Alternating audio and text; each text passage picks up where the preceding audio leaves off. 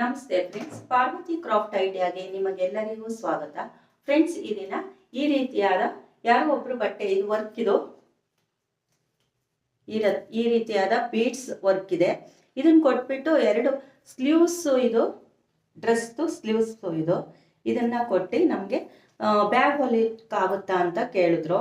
ನಾನು ಈ ವರ್ಕ್ ಇರೋದ್ರ ಮೇಲೆ ಹೊಲಿಯೋಕ್ಕಾಗಲ್ಲ, ಕಷ್ಟ ಆಗುತ್ತಲ್ಲ ಅಂತ ಹೇಳಿ ಆಮೇಲೆ ಆಯ್ತು ನೋಡೋಣ ಟ್ರೈ ಮಾಡ್ತೀನಿ ಅಂತ ಇಸ್ಕೊಂಡು ಬಂದು ಹೊಲಿಯೋಣ ಅಂತ ಹೇಳಿ ಪ್ರಯತ್ನ ಪಟ್ಟೆ.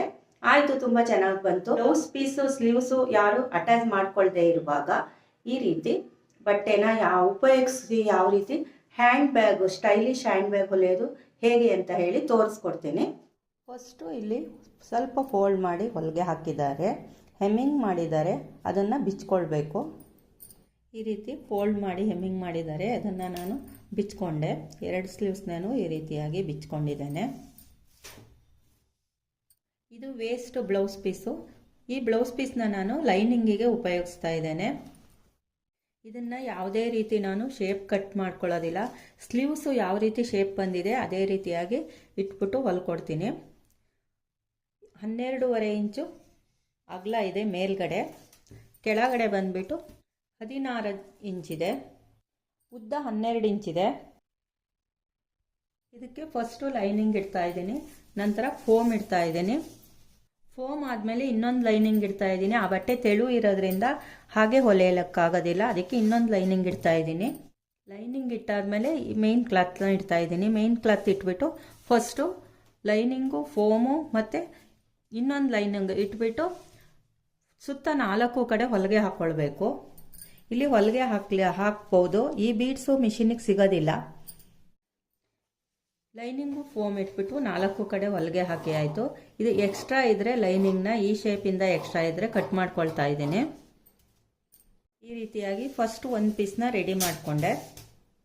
10 ಇಂಚು ಅಗಲ ಇರೋದು, 6 ಇಂಚು ಉದ್ದ ಇರೋದು ಒಂದು ಜೋಬಿಗೆ ಬಟ್ಟೆ ಬೇಕಾಗುತ್ತೆ. ಇದನ್ನು ಮೇಲ್ಗಡೆ 1 ಫೋಲ್ಡ್ 2 ಫೋಲ್ಡ್ ಈ ರೀತಿ ಫೋಲ್ಡ್ ಮಾಡಿ ಹೊಲ್ಕೊಳ್ಬೇಕು. ಈ ರೀತಿಯಾಗಿ ಹೊಲ್ಕೊಳ್ಬೇಕು. ಇನ್ನೊಂದು ಲೈನಿಂಗ್ನ ಈ ರೀತಿ ಸೆಂಟ್ರ್ ಮಾಡ್ಕೊಳ್ಬೇಕು. ಸೆಂಟ್ರ್ ಮಾಡಿಕೊಂಡು 2 ಇಂಚು ಕೆಳಗಡಿಕೆ ಮಾರ್ಕ್ ಹಾಕ್ಕೊಳ್ಬೇಕು. ಫೋಲ್ಡ್ ಮಾಡಿ ಹೊಲ್ಕೊಂಡಿರ್ತೀವಲ್ಲ ಆ ಪೀಸ್ನು ಕೂಡ ಈ ರೀತಿಯಾಗಿ ಸೆಂಟ್ರ್ ಮಾಡ್ಕೊಳ್ಬೇಕು. ಸೆಂಟ್ರ್ ಮಾಡಿಕೊಂಡು ಇಲ್ಲಿ ಇದಕ್ಕೆ ಇಟ್ಬಿಟ್ಟು 2 ಇಂಚ್ ಕೆಳಗಡೆ ಮಾರ್ಕ್ ಹಾಕಿರ್ತೀವಲ್ಲ ಅಲ್ಲಿ ಈ ರೀತಿಯಾಗಿ ಇಟ್ಬಿಟ್ಟು ಇಲ್ಲಿ ಒಳಗಡೆ ಫೋಲ್ಡ್ ಮಾಡ್ಕೊಳ್ಬೇಕು. ನಂತರ ಕೆಳಗಡೆನೂ ಫೋಲ್ಡ್ ಮಾಡಿ, ಇಲ್ಲೂ ಫೋಲ್ಡ್ ಮಾಡಿ, ಇಲ್ಲೂ ಒಂದು ಅರ್ಧ ಇಂಚ್ ಫೋಲ್ಡ್ ಮಾಡಿ 3 ಕಡೆ ಹೊಲಿಗೆ ಹಾಕ್ಕೊಳ್ಬೇಕು.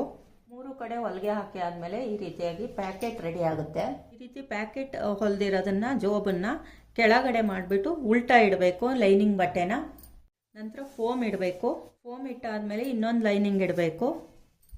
ಲೈನಿಂಗ್ ಮೇಲೆ ಮೇನ್ ಕ್ಲಾತ್ ಇಟ್ಬಿಟ್ಟು 4 ಕಡೆ ಸುತ್ತ ಹೊಲಿಗೆ ಹಾಕ್ಕೊಳ್ಬೇಕು. 4 ಕಡೆ ಹೊಲಿಗೆ ಹಾಕ್ಕೊಂಡು ಎಕ್ಸ್ಟ್ರಾ ಲೈನಿಂಗು ಫೋಮ್ನ ಕಟ್ ಮಾಡ್ಕೊಳ್ಬೇಕು. ಜೋಬು ಈ ರೀತಿಯಾಗಿ ಒಳಗಡೆ ಬರುತ್ತೆ. 4 ಇಂಚ್ ಅಗಲ ಇರೋದು, 24 ಇಂಚ್ ಉದ್ದ ಇರೋದು 2 ಪೀಸ್ ಬೇಕಾಗುತ್ತೆ ಹ್ಯಾಂಡಲ್ಗೆ. ಇದು ಬ್ಲೌಸ್ ಪೀಸ್ ಆದ್ದರಿಂದ ಅಗಲ ತಗೊಂಡಿದ್ದೇನೆ. ಜಾಸ್ತಿ ಒಳಗಡೆ 1 ಇಂಚು, ಪುನಃ ಈ ಸೈಡಿಂದ 1 ಇಂಚು ಫೋಲ್ಡ್ ಮಾಡಿಬಿಟ್ಟು ಪುನಃ ಇನ್ನೊಂದು ಫೋಲ್ಡ್ ಮಾಡಿಬಿಟ್ಟು ಹೊಲಿಗೆ ಹಾಕ್ಕೊಳ್ಬೇಕು. ಈ ರೀತಿಯಾಗಿ ಹ್ಯಾಂಡಲ್ನ ಸ್ಟಿಚ್ ಮಾಡ್ಕೊಳ್ಬೇಕು. ನಂತರ ಮೇನ್ ಪೀಸ್ನ ಸೆಂಟ್ರ್ ಮಾಡ್ಕೊಳ್ಬೇಕು. ಸೆಂಟ್ರ್ ಮಾಡ್ಕೊಂಡು ಸೆಂಟ್ರಿಗೆ ಮಾರ್ಕ್ ಹಾಕ್ಕೊಳ್ಬೇಕು. ಸೆಂಟ್ರಿಗೆ ಮಾರ್ಕ್ ಹಾಕಿರ್ತೀವಲ್ಲ ಅಲ್ಲಿಂದ 2 ಸೈಡುವೆ 2.5 ಇಂಚಿಗೆ ಮಾರ್ಕ್ ಹಾಕ್ಕೊಳ್ಬೇಕು. ಈ ರೀತಿಯಾಗಿ 2.5 ಇಂಚಿಗೆ ಮಾರ್ಕ್ ಹಾಕ್ಕೊಳ್ಬೇಕು. 2.5 ಇಂಚಿಗೆ ಮಾರ್ಕ್ ಹಾಕಿರ್ತೀವಲ್ಲ ಅಲ್ಲಿ ಹ್ಯಾಂಡಲ್ನ ಇಟ್ಬಿಟ್ಟು ರಫ್ ಹೊಲಿಗೆ ಹಾಕ್ಕೊಳ್ಬೇಕು. 2 ಸೈಡುವೆ ಹ್ಯಾಂಡ್ಲ ಅಟ್ಯಾಚ್ ಮಾಡಿ ಆಗಿದೆ. 2 ಪೀಸಿಗೂ ಇದೇ ರೀತಿಯಾಗಿ ಹ್ಯಾಂಡ್ಲ ಹೊಲ್ಕೊಳ್ಬೇಕು. 12.5 ಇಂಚ್ ಇರೋದು ಒಂದು ಜಿಪ್ ಬೇಕಾಗುತ್ತೆ. ಮೇನ್ ಬಟ್ಟೆ ಮೇಲೆ ಜಿಪ್ಪನ್ನು ಈ ರೀತಿ ಉಲ್ಟಾ ಇಟ್ಬಿಟ್ಟು ಒಂದು ಹೊಲಿಗೆ ಹಾಕ್ಕೊಳ್ಬೇಕು. ಜಿಪ್ ಇಟ್ಟು ಈ ರೀತಿ ಹೊಲಿಗೆ ಹಾಕೊಂಡ್ಮೇಲೆ ಉಲ್ಟಾ ಮಾಡ್ಕೊಳ್ಬೇಕು. ಉಲ್ಟಾ ಮಾಡಿಕೊಂಡು ಹೊಲಿಗೆನ ಈ ರೀತಿಯಾಗಿ ಒಳಗಡೆ ಮಾಡಿಬಿಟ್ಟು ಒಂದು ಟಾಪ್ ಸ್ಟಿಚ್ ಹೊಲ್ಕೊಳ್ಬೇಕು.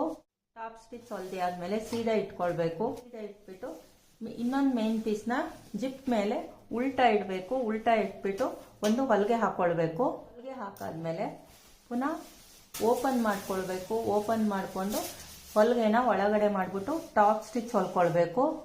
ಟಾಪ್ ಸ್ಟಿಚ್ ಹೊಲ್ದೇ ಆಗಿದೆ. ಸ್ವಲ್ಪ ಜಿಪ್ ಓಪನ್ ಮಾಡಿ ರನ್ನರ್ಸ್ ಹಾಕೊಳ್ಬೇಕು. ರನ್ನರ್ಸ್ ಹಾಕಿ ಮಧ್ಯದೇನೆ ನಿಲ್ಲಿಸಿರ್ಬೇಕು. ಹ್ಯಾಂಡ್ಲನ್ನು ಹೀಗೆ ಮಧ್ಯ ಮಾಡಿಬಿಟ್ಟು ಒಂದು ಸೈಡ್ ಸೀದಾ ಇಡಬೇಕು, ಇನ್ನೊಂದು ಸೈಡು ಈ ರೀತಿಯಾಗಿ ಉಲ್ಟಾ ಇಡಬೇಕು.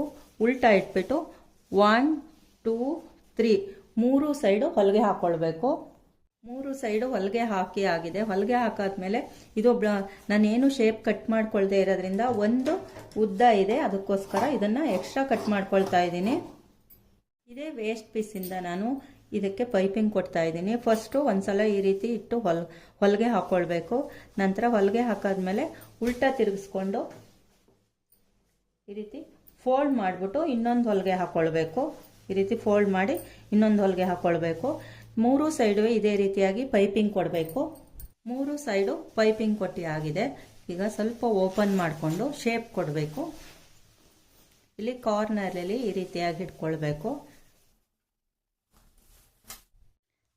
ಇಲ್ಲಿ ನಾನು 1.5 ಇಂಚಿಗೆ ಶೇಪ್ ಕೊಡ್ತಾ ಇದ್ದೇನೆ.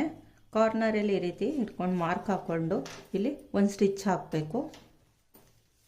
ಇಲ್ಲೂ ಅಷ್ಟೇ ಇನ್ನೊಂದು ಸೈಡೂ ಈ ರೀತಿ ಕಾರ್ನರಲ್ಲಿ ಈ ರೀತಿ ಫೋಲ್ಡ್ ಮಾಡಿ ಇಟ್ಕೊಂಡು 1.5 ಇಂಚಿಗೆ ಇಲ್ಲೂ ಕೂಡ ಮಾರ್ಕ್ ಹಾಕ್ಕೊಂಡು ಹೊಲಿಗೆ ಹಾಕಬೇಕು. 2 ಸೈಡುವೆ ಕಾರ್ನರಲ್ಲಿ ಸ್ಟಿಚ್ ಮಾಡಿ ಆಗಿದೆ.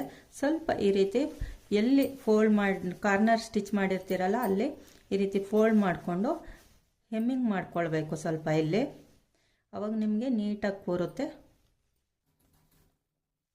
ಒಂದು 2-3 ಸ್ಟಿಚ್ ಹಾಕಿದ್ರೆ ಸಾಕು, ಕೂರುತ್ತೆ.